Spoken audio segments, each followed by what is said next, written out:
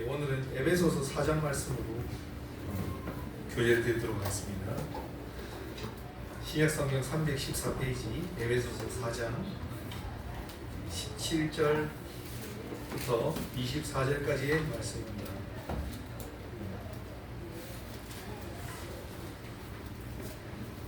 예, 오늘은 새 사람을 입어라라는 제목으로 성도님들을 향해서 말씀 교제를 드리도록 하겠습니다.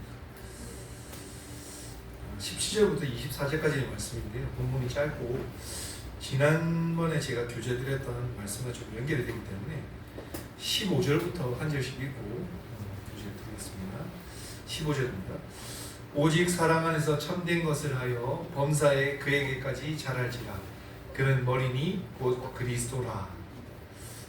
지난번에 제가 교제를 드렸었는데 여기에 이제 참된 것이라는 것이 나옵니다. 그래서 성경이 참된 것은 이제 다 진리를 의미하는 것이고 여기 이제 참된 것을 하라는 것은 하나님의 말씀에 순종하는 삶을 의미하는 것입니다.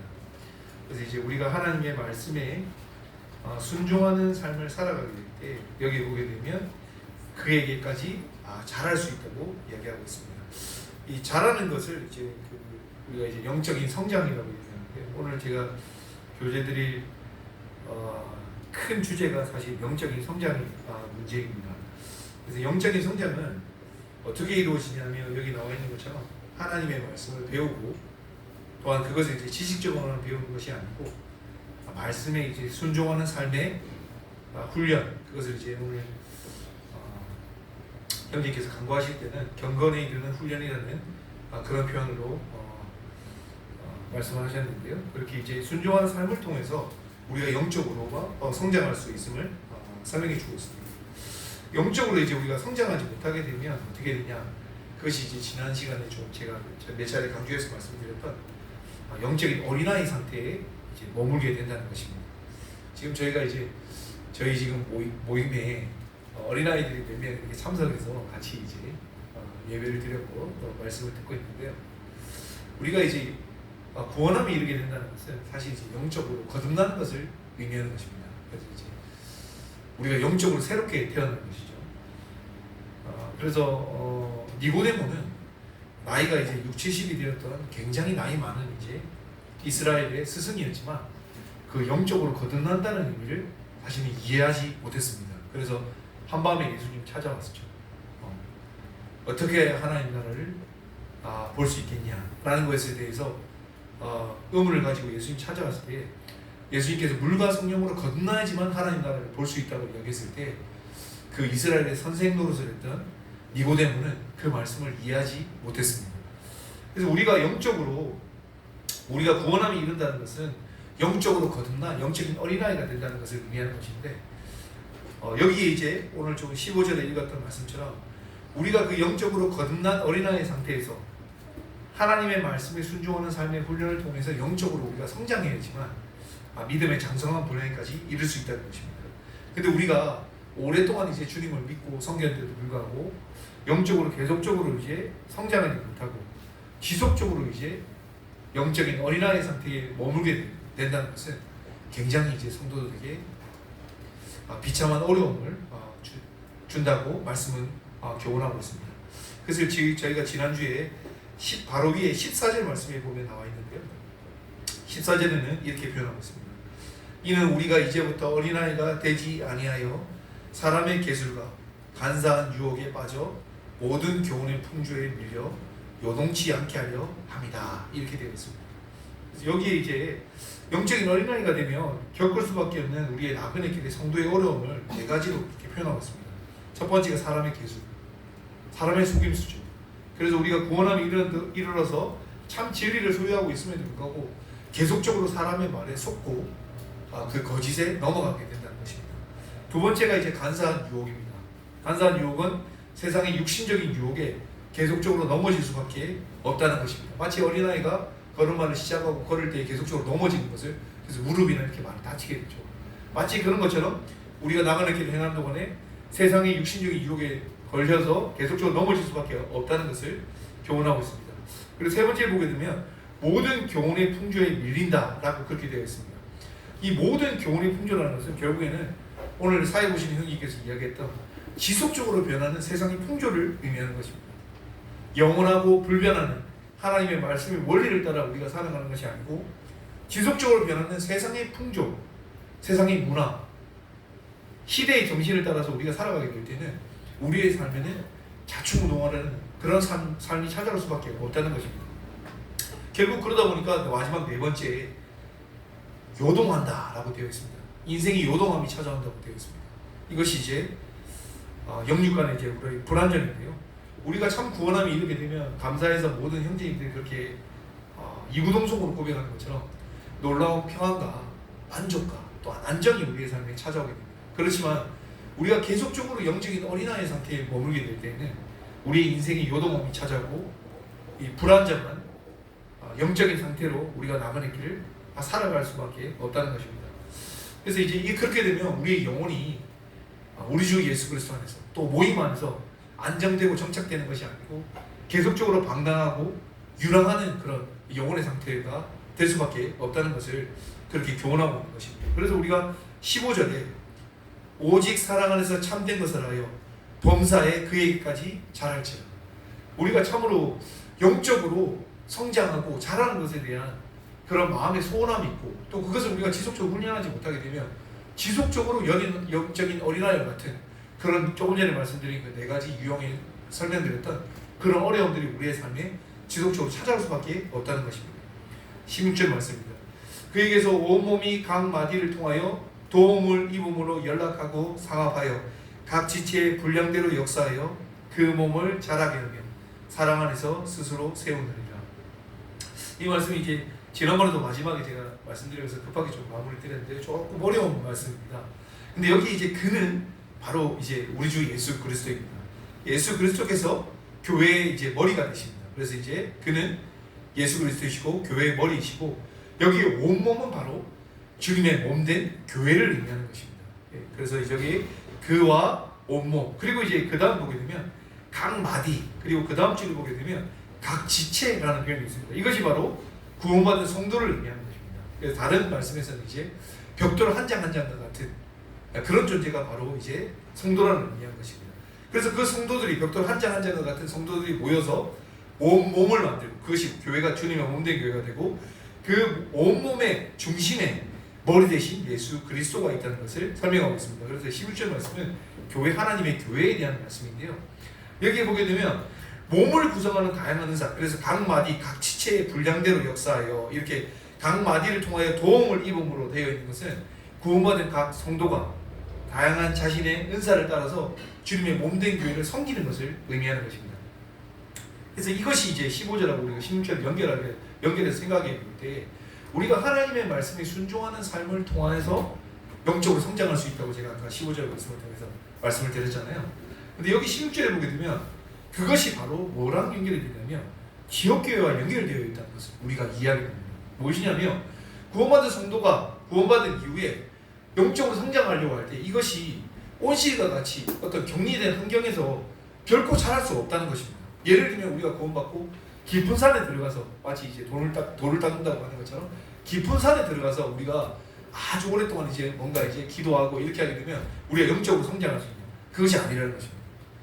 우리의 구원받은 성도의 영적인 성장은 반드시 지역교회적인 연합과 집합적 모임을 통해서만 우리가 성장할 수 있거든요. 그래서 이제 여기에 보게 되면 온몸이 각 마디를 통하여 도움을 입음으로 연락하고 상합하여 각 지체의 분량대로 역사하여 그 몸을 자라게 한다라고 되어 있습니다. 그래서 이 말씀을 우리가 보게 될 때 이렇게 이해되는 것입니다. 우리 개인의 어떤 구원받은 성도의 개인의 영적 성장은 반드시 집합적인 교회의 성장과 유기적으로 이제 연결되어 있다는 것을 우리가 이해하게 됩니다.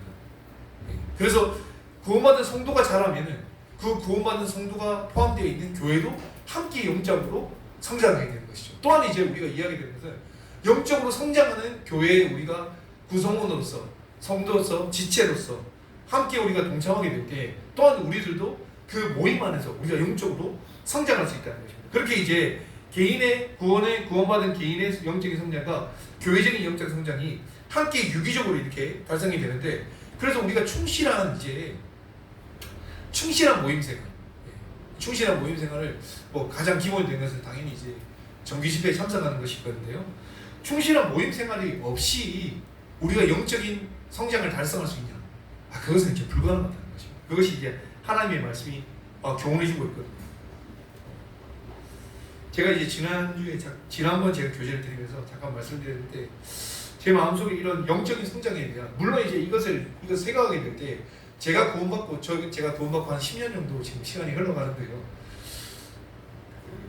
잠잠히 이제 스스로 생각해 보면 참 좀 스스로에 대해서 한심한 마음이 들더라고요. 내가 이 구원받고 10년을 이제 주님을 섬기고 모임생활을 하고 있는데 왜 이렇게 영적으로 성장하지 못하냐. 물론 이제 제가 이후에 이제 17절부터 이루어지는 새 사람을 입으라고 말한 이 교제를 통해서 조금 더 우리가 영적인 성장의 말씀의 원리를 조금 더 이해하기 원하는데요. 왜 이렇게 영적으로 성장하지 못하냐? 제 스스로에 대한 이제 많은 반성이 들고, 우리가 영적으로 이제 성장하는 우리의 개인의 영적인 성장에 대한 소원이 우리의 마음속에 있는가? 그리고 이제 우리가 영적으로 성장하기 위해서 참으로 끊임없이 그 영적인 성장을 구하고 추구하면서 우리가 그것을 경건에 이르는 훈련이라고 말씀하셨는데, 그 훈련을 우리가 마땅히 감당하고 있는가라고 알게 될 때, 훈련이라는 것은 이제 굉장히 이제 고난과 어려움이 반드시 동참이 되잖아요. 제가 이제 군대에서 이제 훈련을 받게 되면 보통 이제 전쟁을 대비해서 훈련을 합니다. 그래서 한여름에 지금 시즌에 군대에서는 이제 유격 훈련을 하거든요. 정말 이제 이 말도 안 되는 이제 땡볕에 군인들을 이제 모아놓고 훈련합니다. 근데 그 훈련장에 보게 되면 이렇게 써 있거든요. 오늘 흘린 땀방울은 내일의 핏방울이다. 이렇게 지금 써 있어요. 이게 무슨 말이냐면, 군인들이 전쟁에 나가서 이제 전쟁에서 지게 되면 결국에는 피를 흘리고 죽게 되잖아요. 그 피를 안 흘리기 위해서는 오늘 땀방울을 더 흘려야 된다는 의미로 그렇게 써 있습니다. 그래서 우리가 영적으로 성장하려고 그러면은 반드시 뭔가 진짜 그 훈련에 참여하고 땀을 흘리고 그 고난 가운데서도 우리가 그 역경을 이겨내야 되는데, 제가 제 스스로를 좀 되돌아보니까 어떤 좀 생각이 들었냐면, 우리의 삶에 뭔가 고난이 닥쳐오니까 제가 이제 그 고난을 계속 피하는 거예요. 어떻게 하면 우리가 믿음으로 이 고난을 어떻게 통과하지? 하나님의 말씀을 의지하고 우리 주 예수 그리스도의 본을 따라서 이 고난을 어떻게 내가 통과할 것이냐, 주님의 도우심을 구하여 이 고난을 통과하는 것보다 어떻게 하면 이 고난을 좀 피해가지? 왼쪽으로 돌아가면 고난을 피해갈 수 있을까? 오른쪽으로 돌아가면 좀 고난을 피해갈 수 있을까? 이렇게 이제 우리가 계속적으로 이제 그 고난의 자리를 피하게 되면, 조금 전에 설명드린 것처럼 우리는 지속적으로 영적인 어린아이 상태에 머물 수밖에 없고, 우리는 개인적으로 성장하지 않고, 또한 우리가 속해 있는 우리의 지역교회도 성장할 수 없다는 그런 어려움을 여러 성도님들에게 교제를 드리고 싶습니다. 17절 말씀입니다. 그러므로 내가 이것을 말하며 주 안에서 증거하노니 이제부터는 이방인이 그 마음에 허망한 것으로 행한같이 너희는 행하지 말라. 오늘 교제가 시작되어지는데요. 여기 그러므로라고 되어 있습니다. 그래서 지난번 교제와 연결되어서 영적인 성장과 관련된 이제 경계의 교훈이 계속적으로 이어지고 있고, 그것을 옛사람과 새사람의 비유로 이제 설명해 주고 있습니다. 특별히 이제 그 교제를 시작하면서 바울이 주 안에서 증거하다라고 되어 있습니다. 이 주 안에서 증거한다는 것은 바울이 우리 주 예수 그리스도의 영적인 권위를 가지고 아주 중요한 교훈의 메시지를 이제 교회들에게 전하게 될 때 이 표현을 사용하고 있습니다. 그 바울의 교제의 내용이 뒷부분에 나와 있는데요. 이제부터는 이방인이 그 마음이 허망한 것으로 행한같이 너희는 행하지 말라. 이렇게 되어 있습니다.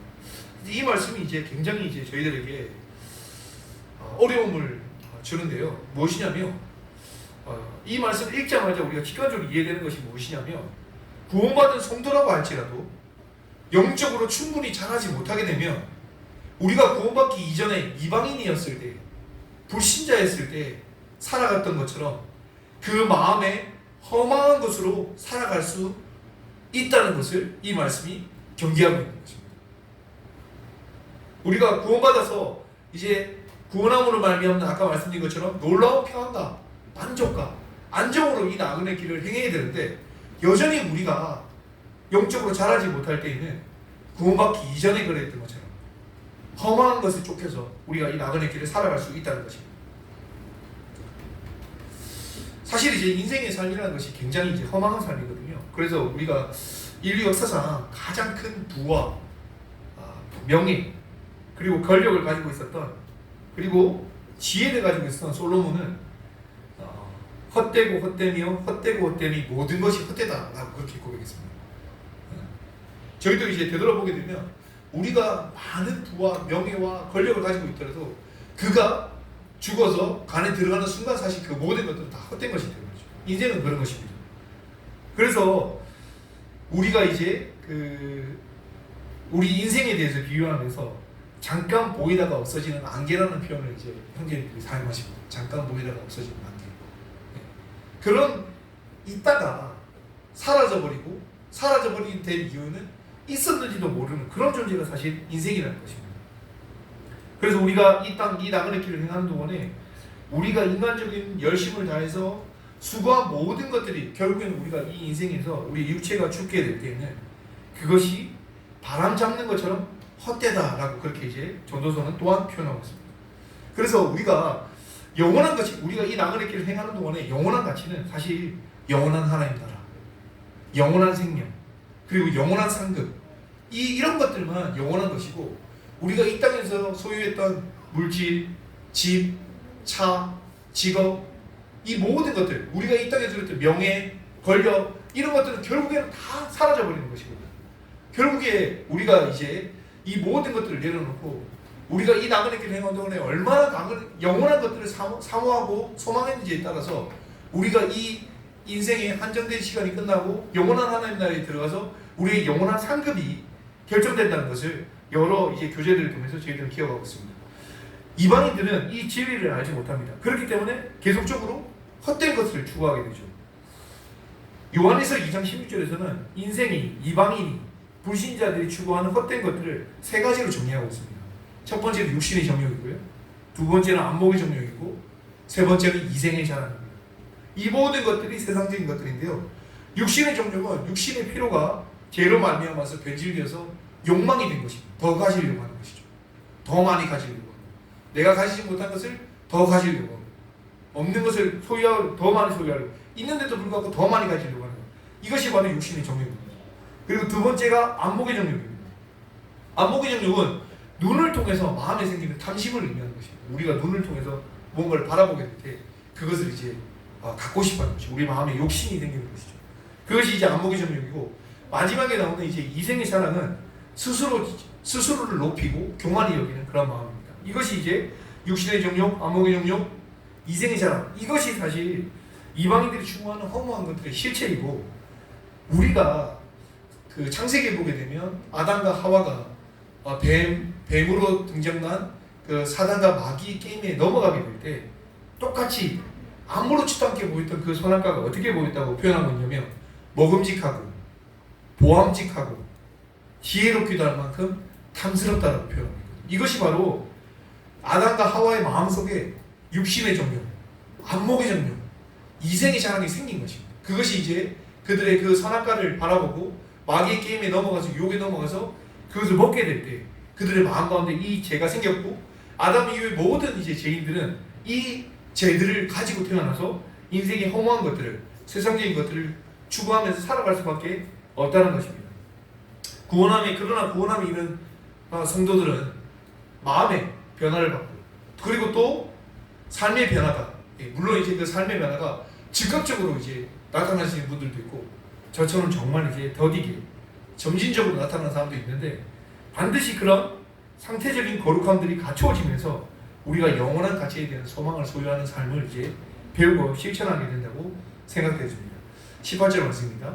저희 총명이 어두워지고 저희 가운데 있는 무지함과 저희 마음이 굳어짐으로 말미암아 하나님의 생명에서 떠나있도다.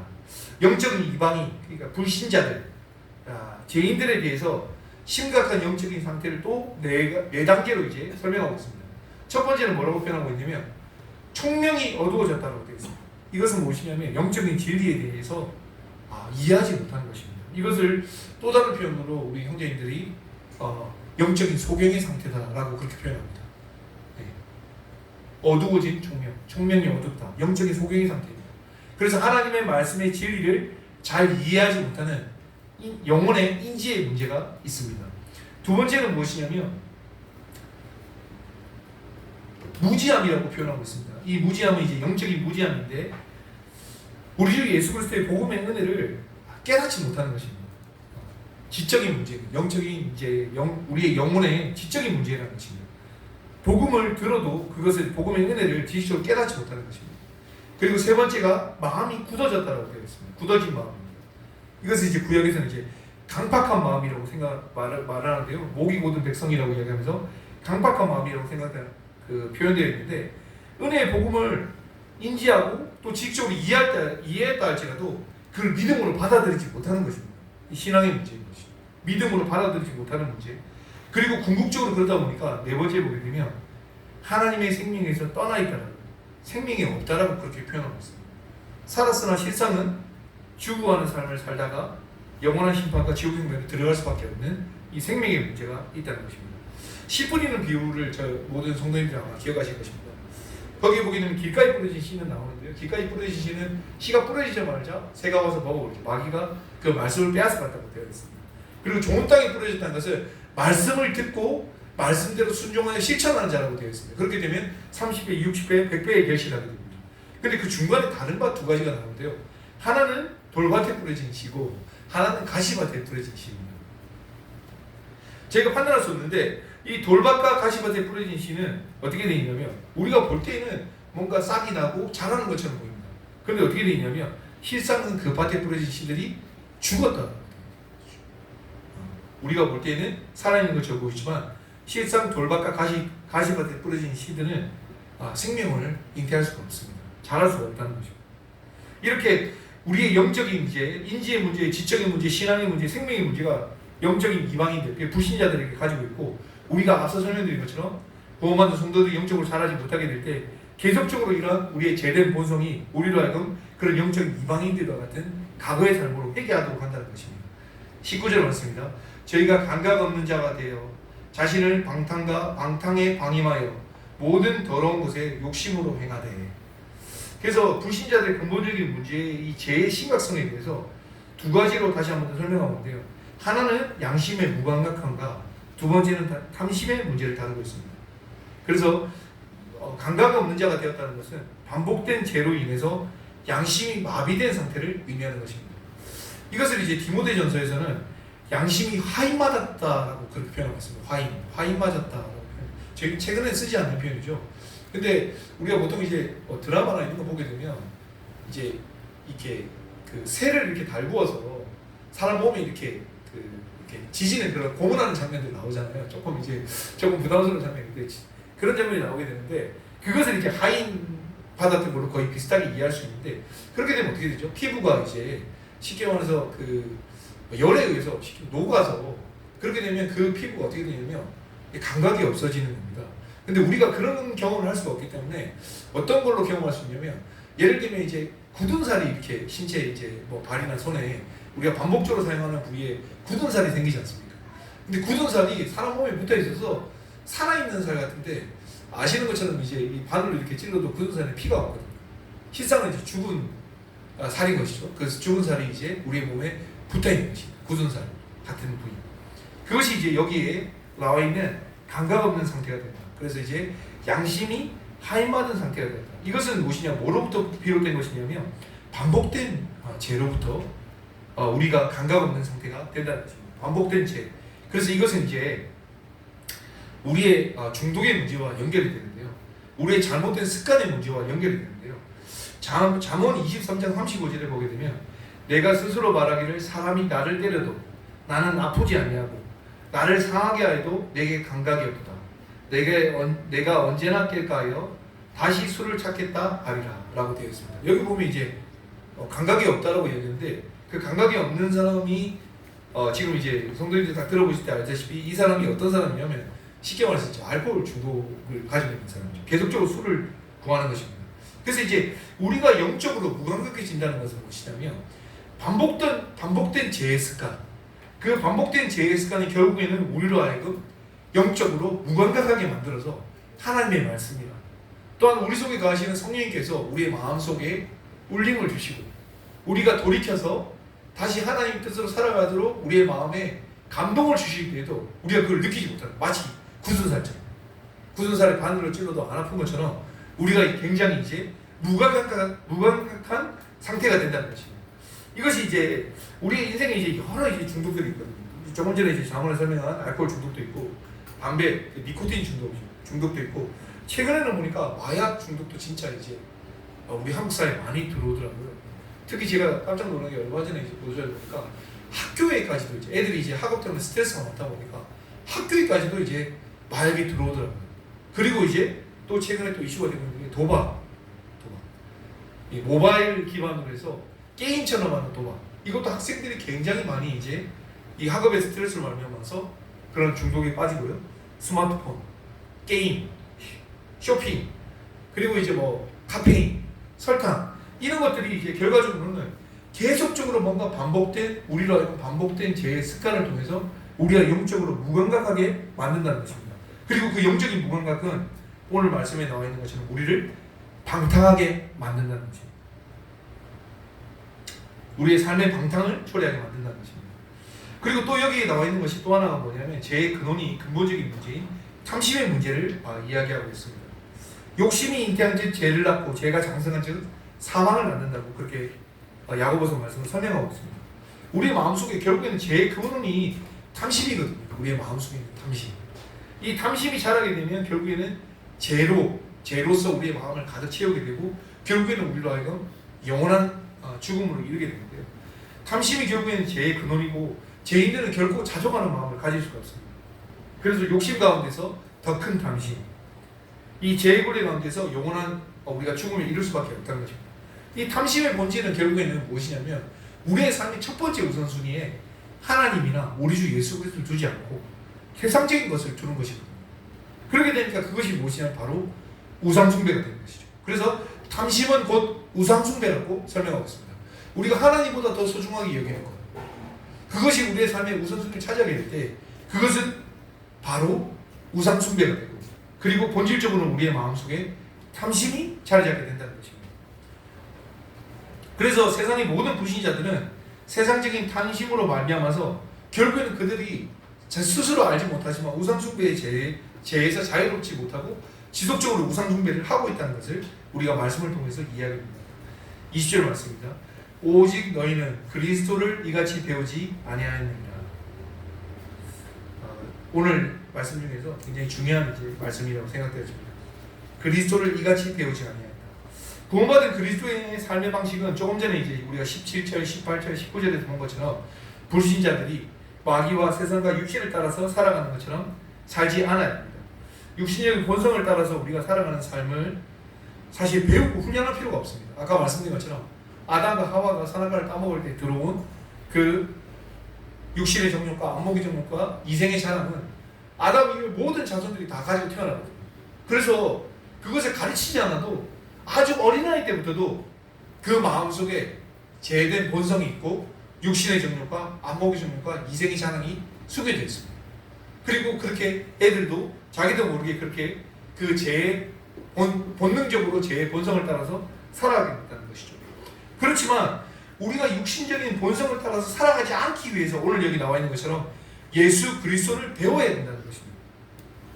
우리가 예수 그리스도를 배우지 않고는 우리는 우리의 육신의 본성을 따라서 살아갈 수밖에 없다는 것입니다.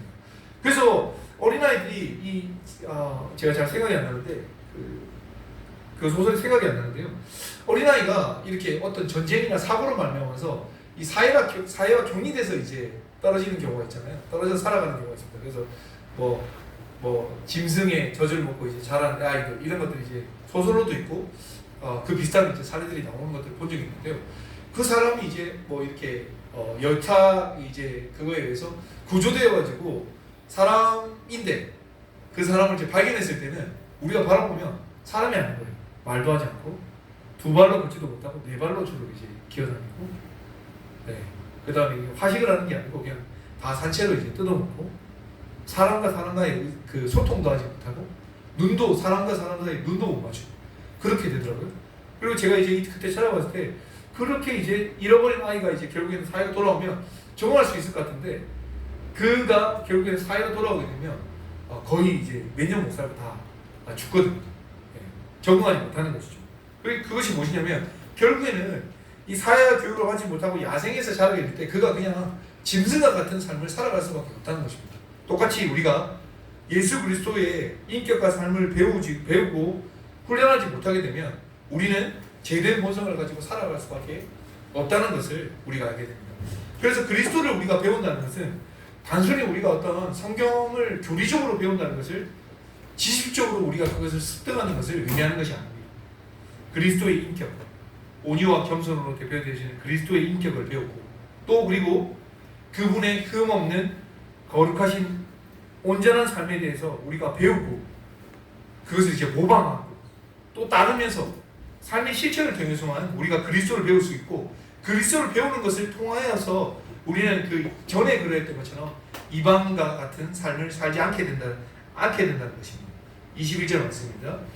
진리가 예수 안에 있는 것 같이 너희가 가야한 그에게서 듣고 또한 그 안에서 가르침을 받았을진대. 성도가 어떻게 예수 그리스도를 배울 수 있는지에 대해서 방법을 설명하고 있습니다. 여기 보게 되면 진리가 예수 안에 있는 것 같이 그에게서 듣고 또한 그 안에서 가르침을 받았다라고 표현되어 있습니다.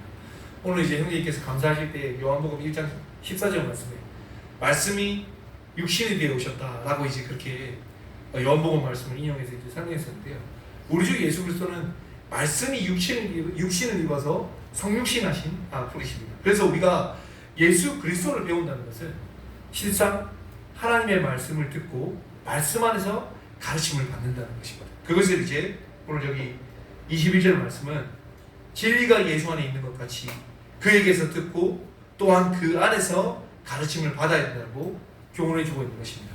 이것을 이제 우리가 하나님의 말씀을 배운다는 것은 무엇일까요? 그것이 바로 우리가 영적인 어린아이에서 벗어나서 자란다는 것이고 그것이 바로 영적인 성장인 것이고 믿음은 장성한 분량에까지도 우리가 성장한다는 것을 의미하는 것입니다.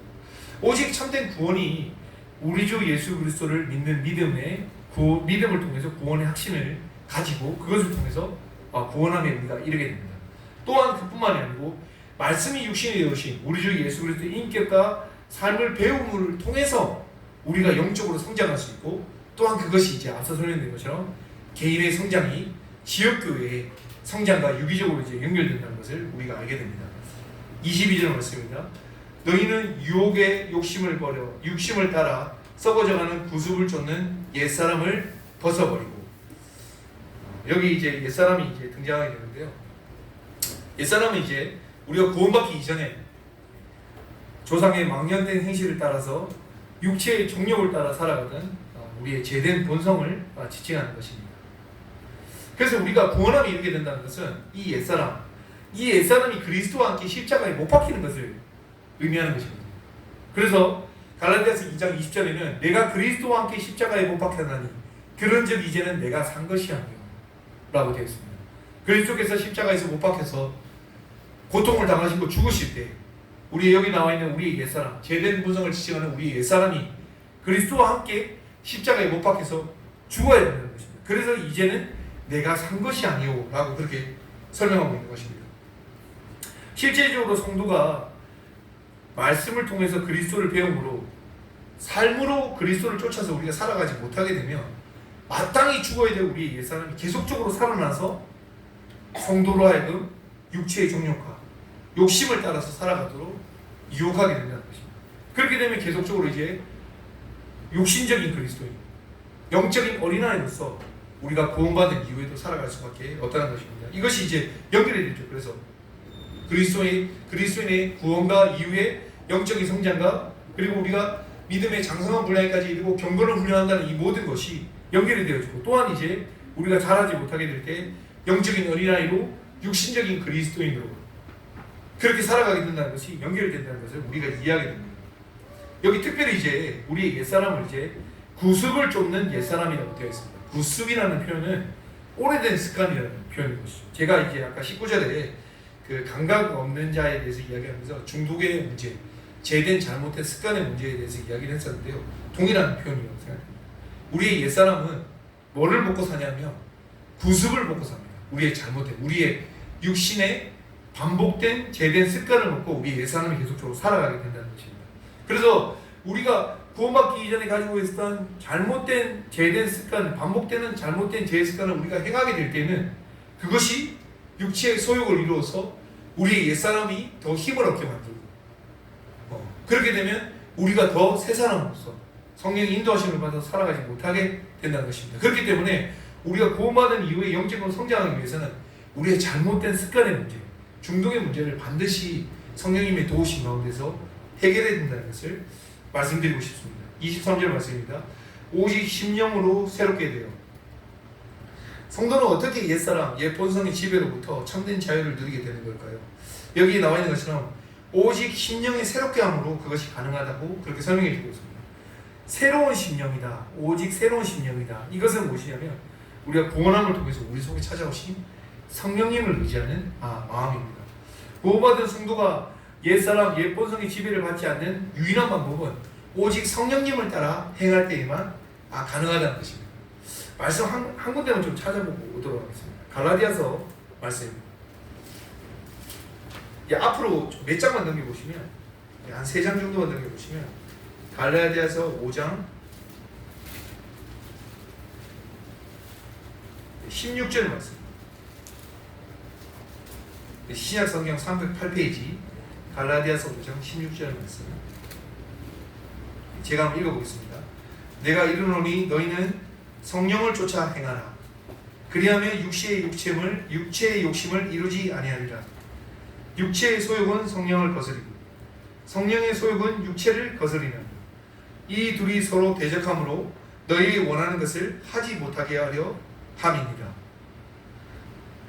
여기 16절에 보게 되면 너희는 성령을 쫓아 행하라. 성령의 인도하심을, 성령의 간동하심을 따라서 살아가라 라고 표현하고 있고, 우리가 성령을 쫓아가게 될 때에만 여기 뒷부분에 나와 있는 것처럼 육체의 욕심, 제가 이제 아까 요한복음 말씀이나 요한 1서 말씀을 통해서 이야기했던 여러 육체의 욕심을 따라서 우리가 살아가지 않게 된다는 것을 설명하고 있는 것입니다. 구체적으로 이제 17절에 보게 되면 육체의 소욕과 성령의 소욕이 서로 싸우고 있다는 것을 이제 설명해 주고 있거든요. 이것은 이제 구원받은 성도 안에서 이루어지는 일입니다. 불신자들은 싸움이 이루어지지 않죠. 그냥 육체의 욕심을 따라 살아가기 때문에 싸움이 이루어지지 않습니다. 그런데 구원받은 성도 속에는 우리의 옛사람, 육체의 소욕을 따라 살아가고자 하는 우리의 옛사람이 있고요. 그리고 성령의 소욕을 살아가고 싶은 우리의 새 사람이, 그것을 싸우게 된다는 것입니다. 그리고 이것이 이렇게 서로 대적함으로 말미암아서 여기 보게 되면 너희 원하는 것을 하지 못해. 우리가 원하는 것은 이것은 뭐냐면 우리가 소견에 오른 대로 살면서 소견에 오른 대로 살고픈 마음이거든요. 성령의 소욕이 육체의 소욕과 싸움으로 말미암아서 우리가 전에 그랬던 것처럼 우리의 소견에 오른 대로 살지 못하게 된다는 것입니다. 그래서 우리가 이 육체의 소욕, 조금 전에 계속적으로 설명드렸던 우리의 어떤 이 육체의 예본성을 벗어날 수 있는 유일한 방법은 우리가 불교에서 이야기하는 것처럼 막 돌을 오랫동안 닦고 어떤 육체의 고난적인 고행을 하고 이런 것을 통해서 우리가 이룰 수 있는 것이 아니고 오직 성령의 충만함을 통해서 우리의 마음속에 계신 성령님이 우리의 삶을 온전히 이제 우리의 영혼을 온전히 지배하게 될 때만 우리가 이 육체의 소욕을 이기고 성령의 소욕을 쫓아 믿음으로 살아갈 수 있다는 것을 우리가 말씀을 통해서 이해하게 됩니다. 그 영적인 싸움이 이제 구원받은 모든 성도들 가운데 있고요. 우리가 영적인 어린아이에 머물게 될 때는 계속 육체의 소욕에 우리가 져서 육체가 원하는 대로 그렇게 살아가게 된다는 것입니다. 그렇지만 우리가 경건의 훈련을 통해서 성령의 소욕을 통해 육체의 소욕을 이기는 훈련을 하게 되면 우리가 하나님의 말씀에 순종하는 삶의 실천을 살아갈 수 있다는 것입니다. 예, 다시 에베소서 말씀으로 돌아오도록 하겠습니다. 마지막에 24절 말씀입니다. 이 말씀을 교제드리고 마치도록 하겠습니다. 하나님을 따라 의와 진리의 거룩함으로 지으심을 받은 새 사람을 입으라. 우리는 이제 본성적으로 여기 나와 있는 의와 진리의 거룩함과는 사실 전혀 상관없는 방탕하고 종욕을 따라가는 그런 사람들입니다. 이 거룩함이라는 것은 오직 전능하신 창조주이신 하나님 아버지와 또 우리 독생자 예수 그리스도만의 고유한 이제 속성입니다. 구별된 속성입니다. 그래서 이 거룩함을, 근데 여기에 보게 되면 하나님을 따라 의와 진리의 거룩함으로 지으심을 받은 새 사람을 입어라 라고 되어 있습니다. 그래서 이 새 사람을 입는 방법이 우리가 이제 소위 이제 두 단계로 좀 나누어서 설명하게 되는데요. 첫 번째는 무엇이냐면 우리가 믿음으로 말미암아서 제사함을 얻게 되고 구원함을 이루게 될 때 우리가 1차적으로 신분적인 거룩함에 이르게 됩니다. 그것을 이제 고린도서 5장 17절에서는 그런즉 누구든지 그리스도 안에 있으면 새로운 피조물이라 이전 것은 지나갔으니 보라 새 것이 되었도다. 우리가 잘 아는 말씀이죠. 이것이 이제 신분적인 거룩함입니다. 우리가 구원함을 잊자마자 구원함을 이르자마자 우리가 새 사람을 입음으로 말미암아서 우리가 신분적으로 거룩하게 되었다. 새로운 피조물이 되었다는 것을 설명해 주고 있는 것입니다. 근데 그것으로 이제 신분적인 거룩함에서 우리가 머물게 될 때 아까 계속적으로 설명드린 것처럼 영적으로 성장하지 못하고 계속적으로 영적인 어린아이에 머물게 되는데 오늘 나와 있는 거룩한 새 사람을 입으라는 표현은 신분적인 거룩함을 의미하는 것이 아니고 우리가 거듭난 새로운 신분에 합당한 매일매일의 일상의 삶에서 성령이 충만한 예수 그리스도의 본을 따라 말씀에 순종하는 삶을 통해서 우리의 상태적으로 또 거룩함에 이르러야 된다고 그렇게 권면하고 있는 것입니다. 그래서 사실 이제 신분적인 거룩함과 상태적인 거룩함은 사실 분리될 수 없는 것입니다. 하나의 사실 거룩함입니다. 그래서 신분적인 거룩함에 이르자마자 즉각적으로 그가 그의 삶에서 완전히 새로워진 삶을 보이는 그런 즉각적인 이제 상태적인 거룩함을 보이는 성도들도 있는 것으로 알고 있습니다.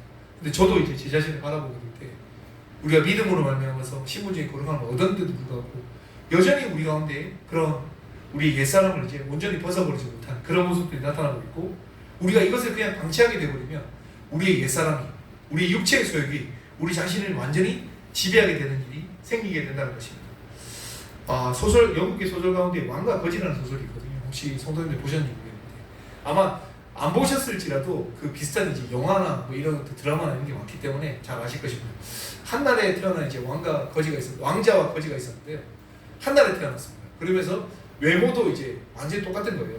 근데 어느 날 이 왕자가 이제 바깥에 이제 유람을 나갔다가 그 거지 자기와 똑같이 생긴 거지를 발견한 것입니다. 너무 신기하잖아요. 자기는 똑같은데. 그래서 어떻게 했냐면 둘이 옷을 바꿔 입습니다. 근데 옷을 바꿔 입자마자 어떻게 되냐면 이제 왕궁에서 이제 군병들이 와서 이제 왕자를 데려가는데 진짜 왕자를 이제 거지 옷을 입고 있었기 때문에 그 쫓아내고 왕자 옷을 입은 거지를 왕궁으로 들어간 것입니다. 영국의 이제 유명한 소설인데 거기에 보게 되면 이제 그래서 거지가 된 왕자, 진짜 왕자죠.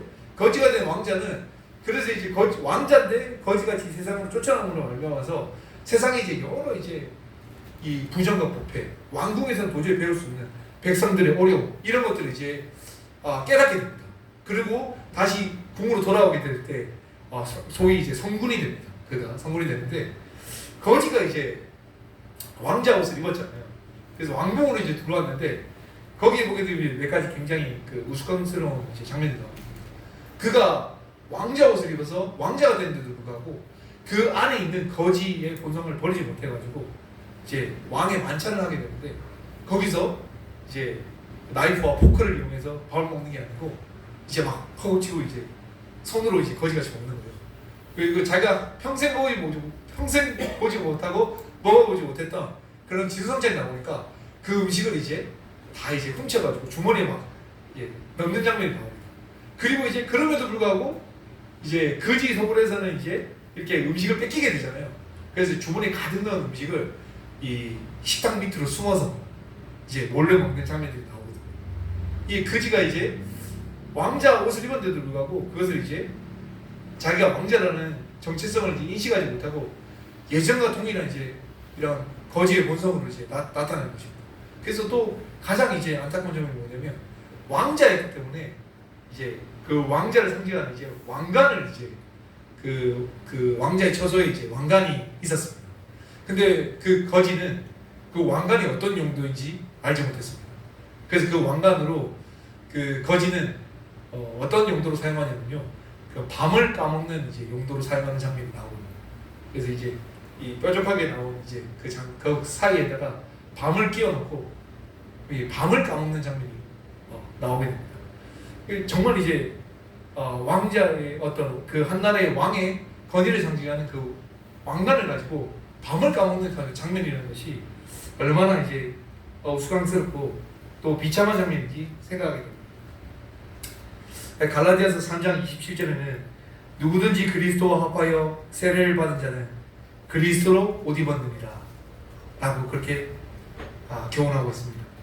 우리가 이제 모두 구원함을 고백하고 침례로 모임의 영접됨으로 말미암아 우리가 성도의 옷을 입고 그리스도로 옷을 입고 우리가 나그네 길을 행하는 동안에 우리의 내면, 우리의 실체가 여전히 옛사람으로 우리가 머무게 될 때 마치 이제 왕자 옷으로 입은 거지처럼 지속적으로 거지같이 그렇게 생활하게 될 때 그의 삶에는 왕자가 가져야 되는 마땅한 품위와 그런 품격 그런 것들이 이제 나타날 수가 없다는 것입니다.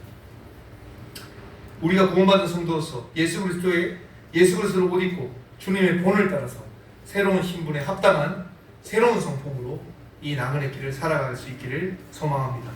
마지막으로 갈라디아서 2장 20절 말씀에는 내가 그리스도와 함께 십자가에 못 박혔느니 그런즉 이제는 내가 산 것이 아니요 오직 내 안에 그리스도께서 사신 것이라. 이제 내가 육체 가운데 사는 것은 나를 사랑하사 나를 위하여 자기 몸을 버리신 하나님의 아들을 믿는 믿음 안에서 사는 것이라고 그렇게 설명하고 있습니다. 내가 이제 사는 것이 아니다 라고 이야기하는 것은 옛사람이 죽은 것이고요, 오직 내 안에 그리스도께서 사신 것이라는 것은 예수 그리스도의 영이신 성령께서 우리 속에 찾아오심으로 말미암아서 우리가 신분적으로 이제 거룩해졌다는 의미하는 것이고, 이제 내가 육체 가운데 사는 것은 나를 사랑하사 나를 위하여 자기 몸을 버리신 하나님의 아들을 믿는 믿음 안에서 사는 것이라는 것은 우리가 더 이상 육체의 본성을 따라 살아가지 않고 믿음과 성령으로 우리 주 예수 그리스도의 본을 따라 상태적인 거룩함을 이루어서 믿음의 길을 살아가는 것을 의미한다고 생각합니다. 모든 성도님들이 그렇게 그리스도 안에서 새 사람을 입는 삶을 살아가시기 바랍니다. 제가 기도하고 마치도록 하겠습니다. 아버지 하나님, 오늘도 저희가 하나님의 말씀의 겉면을 통하여서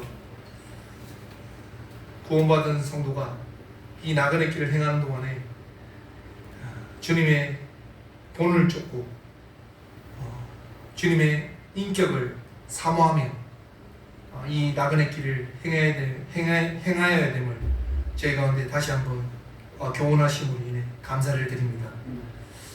저희들이 참 이 연약한 믿음과 또 주님을 쫓는 데 있어서 너무나 더디고 또 영적으로 자라는 데 있어서도 참 미진한 그런 저희들의 모습을 주님 앞에 비추게 될 때 오늘 말씀의 교훈과 같이 저희들이 전에 그랬던 것처럼 육체의 소욕에 져서 영적으로 실패하여 패배하는 삶을 살아가지 않고 우리 속에 거하시는 성령님의 도우심으로 말미암아 저희들이 성령의 소욕으로 육체의 소욕을 이기고 우리의 옛사람을 벗어버리고 그리스도로 옷 입은 새 사람으로서 이 나그네 길을 믿음으로 승리하여 살아갈 수 있도록 도와주시기를 원합니다.